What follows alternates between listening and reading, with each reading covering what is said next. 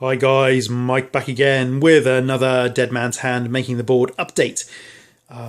Those of you that have seen the previous vid will know that I'm making some extra boards for Dead Man's Hand. And this is the one I'm working on at the moment, kind of doing, one at a time. I haven't actually got enough stuff or enough baseboards and things to make another board. So this is the one I'm making at the moment. So anyway, those of you, like I say, have seen the previous video will know we stuck the railway track down. We've got the baseboard, sub base for the station. We've got the sub bases for all the buildings that are going to live on this board. We have covered it in filler, just regular wall filler from the pound shop. It's gone solid, absolutely solid. Sealed it with a coat of PVA, watered down. Did that twice. Covered it in brown paint. And again, it's a cheap tester pot from a hardware store. Just a kind of dark, well, chocolate brown paint, I suppose. And then over that, which is what this video is about, or what this section of this video is about, is just this normal vinyl emulsion.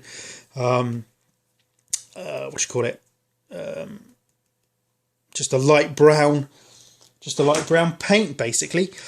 So yeah, that's it really. My Chroma Crackle turned up, so that came. So this, you get a tube, it's 150 ml. The instructions are: paint the surface with acrylic colour, allow to dry. This colour will show between the cracks. And then using a palette knife, apply a layer of crackle at least 1 ml thick. The thicker the layer, the bigger the cracks. Allow to completely dry, and it may take between 1 to 3 days. So crackle will dry white, creating a textured surface that can be coloured with acrylic paints, washes, dry brush techniques. Or it can be blended with tiny amounts of acrylic paint before applying to create a coloured cracked layer. Seal the clear acrylic fluid. Seal with clear acrylic fluid to create a durable and flexible surface. That's it. So we've got quite a lot of this. So I'm just going to squirt this on in bits I want to turn up cracked. And job done. That'll be that. So yeah, that'll be it. So I'm going to do that, and I'll catch you on the next section. Okay, and we've put the Chroma Crackle on. Don't know if you can really see it. Basically, I just squirted it out of the tube. Just squirted it on where I wanted cracks to appear. And smoothed it out with a palette knife, effectively. Just use this just to smooth it out. I mean, you can see some bits are thicker than others. Doesn't smell good. It smells bad. So I've got some cracks here and along here and sort of outside the front of the train station. You can see it kind of glistening there. But that's it basically. So I just got to let this dry now. After it's dry, I'll start weathering powders. So I'll show you when it's dry, show you what the cracks look like, and then we'll start weathering powders. So I'll catch you in a sec. Okay guys, and this is kind of what happens with the crackle. You can see it dries white and it is starting to crack. It's not dry. It's only been, how much has it been? It's probably been about 18 to 20 hours overnight basically, since I put the crackle on, and it is starting to do it. So we can see it's starting to crack. This has not started to crack really yet. Got some quite nice ones there, and up here, and along here. So it is starting to do it, and down here. You can see the light cracks in the earth there. So it's starting to do it. It's just a quick one. So when it's completely dry, I'll show you what it looks like, and then we're on to the next bit. Catch you in a sec. Guys, back again.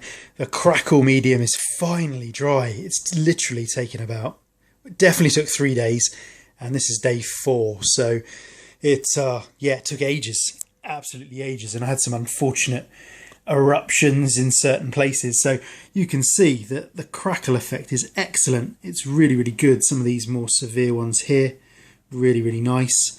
And down here, we had an unfortunate incident down here where it's all kind of raised up off the filler, too thick, I think, and it's really kind of blistered and cracked, which is fine. I just gave it a coat of PVA, or actually I used my my yellow wood glue, the stuff I used to make the Victory with, which is tougher stuff to be fair, And this is like rock solid now, to be fair.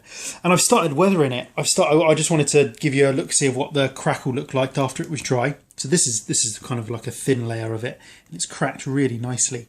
Anyway, and basically we're just going to go in with weathering powders now. This is going to be quite a long, laborious process, but quite enjoyable, I think, trying to get it looking quite nice. So basically, I'm using these powders from Pro Pigments. Are they Pro Pigments? Yeah, they're from Model Display Products, Pro Pigments. I'm using raw umber, I'm using yellow ochre and raw sienna, and I picked up an ash grey Secret Weapons. The Pro Pigments don't do a kind of a grey colour, you know, light colour, just to kind of highlight the central bits maybe. But yeah, I'm just going to crack on with this now. I just wanted to show you what it looked like before I kind of get into it too much. So yes, I'll catch you periodically through this process. Catch you in a sec. Okay guys, we're back again with the board. So this, up to this stage now, we've just gone in with weathering powders basically. Yeah, and this is what it looks like so far. So yeah, I've gone in with different, the raw umber and the burnt sienna and the yellow ochre, just gone in. And some of the grey ash actually, you can see that quite predominantly. So that's that. So we're getting there, we're getting there. What I'm going to do now is go in with paint and just sort of blend it a little bit better. So, but you can see the cracks have come out really nicely. Got some really nice cracks. These are solid now. And over here, so that's really cool. Up here, so we've got some really good crackage. Yeah, and obviously it's dry and it's not coming off. So yeah, I'm going to go in with some paints now, blend it up a bit, and just sort of dry brush the train track stuff as well. So I'm going to tidy all that up, and the next part should be the last part. So I'll catch you on the next one. Cheers, guys. Hi, guys, and this is it. This is the completed board for Dead Man's Hand, my second board. And this is the end of the series, basically. So yeah, I mean, there's not much to say, to be honest. Went in with the weathering powders, as you saw previously. Have gone in with paint as well, on top of the weathering powders. Different browns and yellows and ochres and, you know, all sort of sandy type colour paints and stuff. But just wanted to give the ground a real kind of textured, yeah, realistic effect, I suppose. Just sort of, yeah, kind of a scattered, arid, desert, western style landscape, basically. So we've got our little divot bits in here. I've added some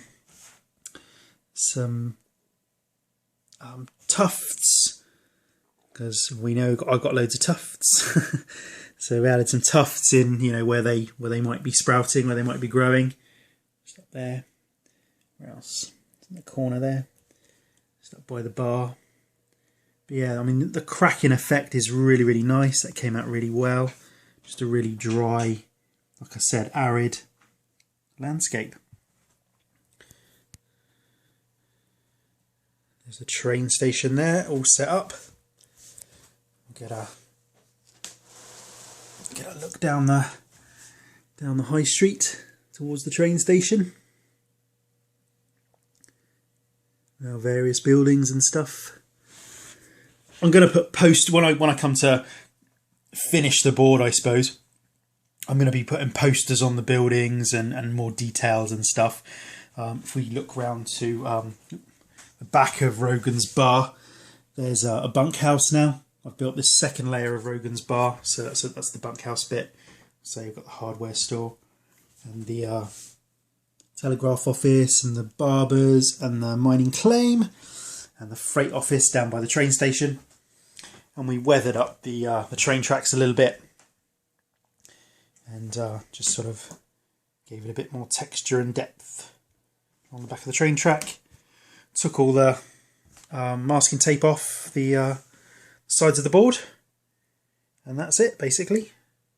So that's this board completed.